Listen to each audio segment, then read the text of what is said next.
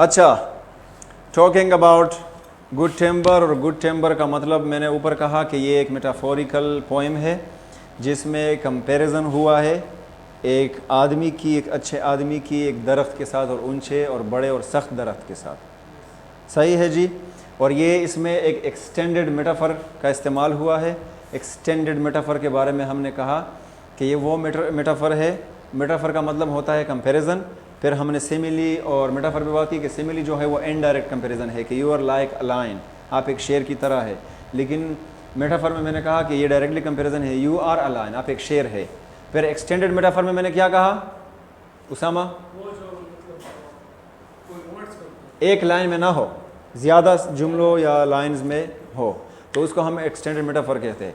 पूरा का पूरा जो पोएम है गुड टेम्पर, उसमें 4 स्टेंजाज है, उसमें एक आदमी को कंपेयर किया गया है गुड टेम्पर के साथ। सही है, तो इसलिए हम इसको गुड टेम्पर कहते हैं।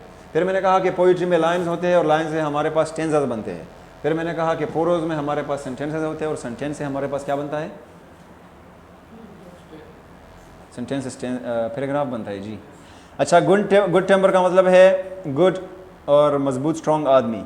The tree that never had to fight for sun and sky and air and light, वो दरख्त जो कभी भी सूरज के किरणों के लिए, सूरज को देखने के लिए, आसमान को देखने के लिए, हवा के लिए या रोशनी के लिए झगड़ा ना कर चुका हो, फाइट ना कर चुका हो, आराम और सुकून में बैठा हो, बस टूरा और इन द ओपन प्लेन, और एक हमवार ज़मीन पे वो लगी हुई हो वह दरख्त वगैरह। And always got its share of rain, और हमेशा उस पर पानी या बारिश बरसी हो। वो लोग जो घर में पले बड़े हो, उन्होंने तैयार सब कुछ खाया हो, आपके ख्वाहिशात पूरे हो, तो वो एक मजबूत इंसान नहीं बन सकता। सही है। आप लोग कंपेयर करें अफ़गानियों को और पाकिस्तानियों को, डिफरेंस है।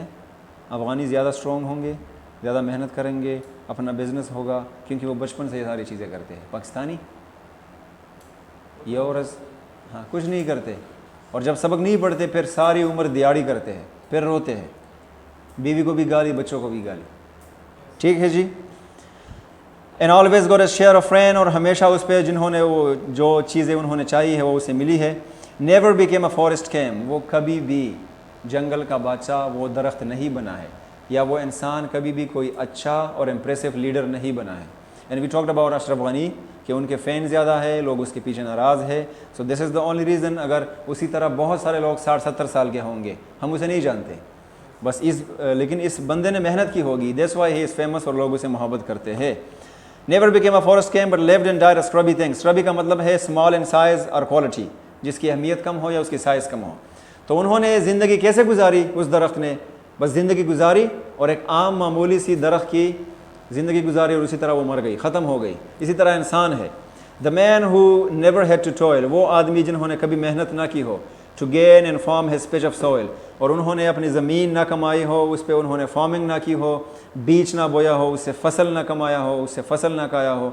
Who never had to win his share, और कभी अपना हिस्सा ना पा चुका हो, कामयाब ना हो चुका हो, जो उसका हक है लोगों से ना छीन चुका हो। अब सन and sky and light and air, किस चीज़ का क्या हक? उसका शेयर क्या है?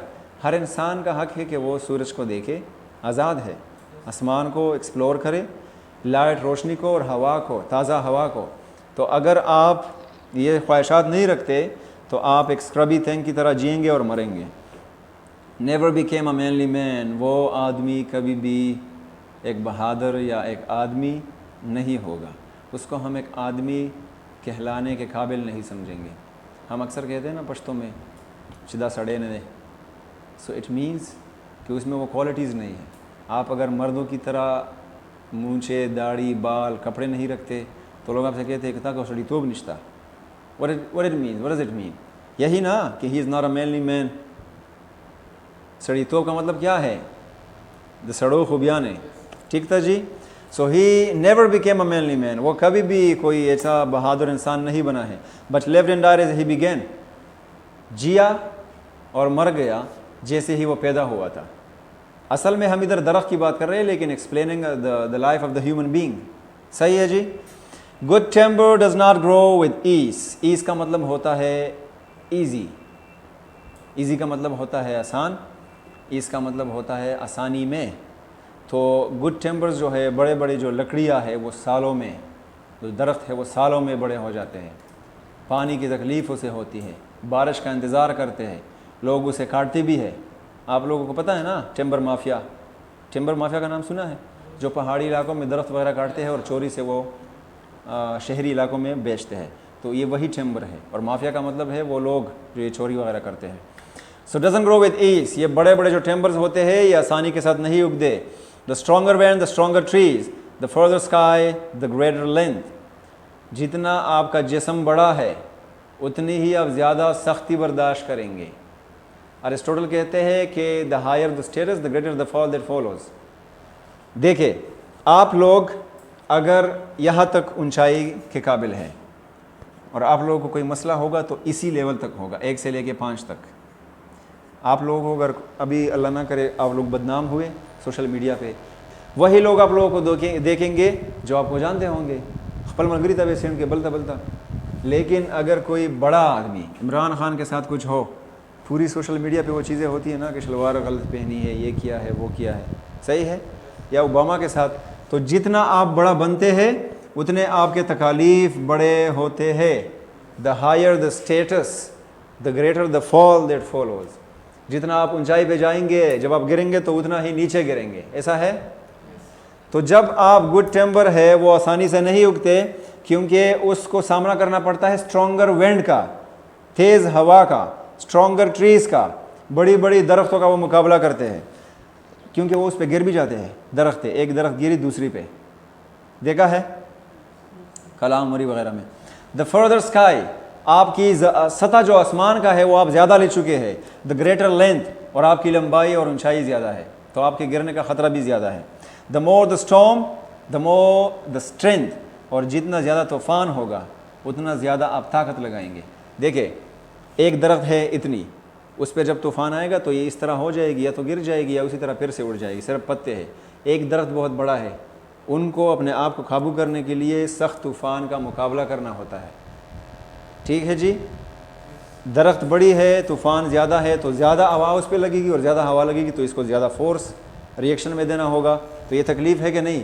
آپ کو اگر عمران خان کو مسئلہ ہوگا تو وہ زیادہ تکلیف کا شکار ہوگا، آپ لوگوں کو کوئی مسئلہ ہوگا تو کیا ہوگا؟ پیسے نہیں ہے، کرایہ نہیں ہے، بائک خراب ہوا زیادہ سے زیادہ، ان کو مسئلہ ہوگا تو، اور مقابلہ بھی وہ کرے گا تو ممالک سے کرے گا، دوسرے ملکوں کے ساتھ کرے گا۔ آپ کس سے مقابلہ کریں گے؟ کلاس میٹ سے، سمجھ رہے ہیں؟ سو گڈ ٹیمپر کا مطلب یہ ہوتا ہے۔ اچھا، بائی سن اینڈ کولڈ، اس میں گرمی بھی زیادہ اس پہ پڑتی ہے اور ٹھنڈ بھی زیادہ اس پہ پڑتی ہے۔ بائی رین اینڈ سنو، بارش سے اور برف سے۔ And trees and men good tempers گرو۔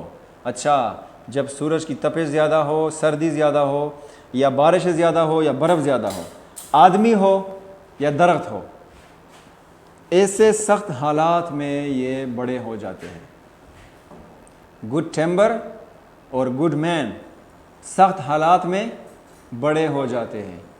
اگر آپ کو تکلیفیں کم ہوں گی تو آپ کم تکلیفیں برداشت کرنے کے قابل ہوں گے۔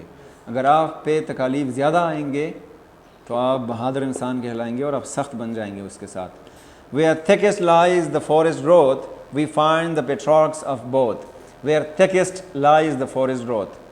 اچھا، جہاں فورسٹ زیادہ بڑی ہوئی ہوتی ہے، thickest کا مطلب ہے مضبوط ہوئی ہوتی ہے، lies کا مطلب ہے پڑھنا، جہاں پہ we find the patriarchs of both، ہمیں دونوں کے فادرز یا پھر فاؤنڈر مل جاتے ہیں، زیادہ رش میں، زیادہ گہرائیوں میں، اونچی اونچی بڑی بڑی جگہوں پہ۔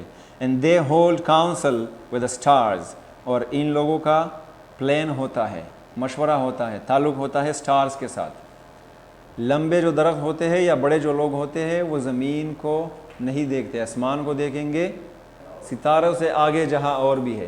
اس کا مطلب کیا ہے کہ آپ صرف ان کو نہ دیکھیں، علامہ اقبال صاحب فرماتے ہیں آپ لوگ آگے بھی سوچیں۔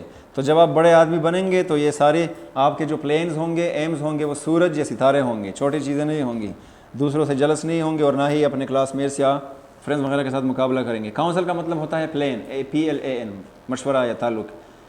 whose broken branches show the scars of many winds and much of strife۔ اچھا، یہ جو گڈ ٹیمپر ہے اس میں جب آپ لوگ دیکھیں گے اس پہ بڑے بڑے زخم لگے ہوں گے، صحیح ہے۔ بروکن برانچز، اس کے پتے جو ہے یا برانچز جو ہے وہ گر چکے ہوں گے، اور اس پہ جو سکارز ہے، جو داغ ہے، وہ بھی آپ لوگوں کو دیکھیں گے. آف مینی وینڈز، بہت ساری ہواؤں نے اس کو تکلیف دیا ہوگا. اینڈ مچ آف اسٹرائف، اور بہت سارے تکالیف نے. کنفلکٹ کا مطلب ہے جس بھی چیز وہ انسان اسے دے یا کوئی اور چیز اسے دے. This is the common law of life. یہ ایک عام قانون ہے دنیا کا.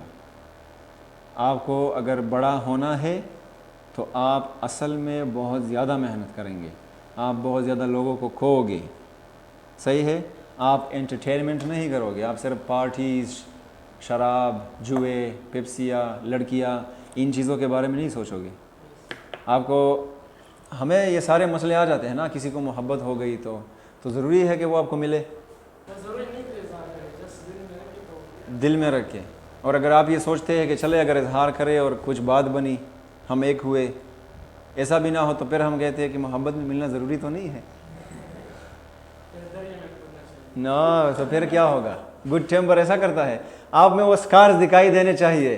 ہر کسی کو پتہ ہو کہ یہ کوئی بھی محبت کی بات کرے نا تو آپ بے ہوشی کی حالت اختیار کریں. جسٹ کیڈنگ. گڈ ٹیمپر سمجھ گئے؟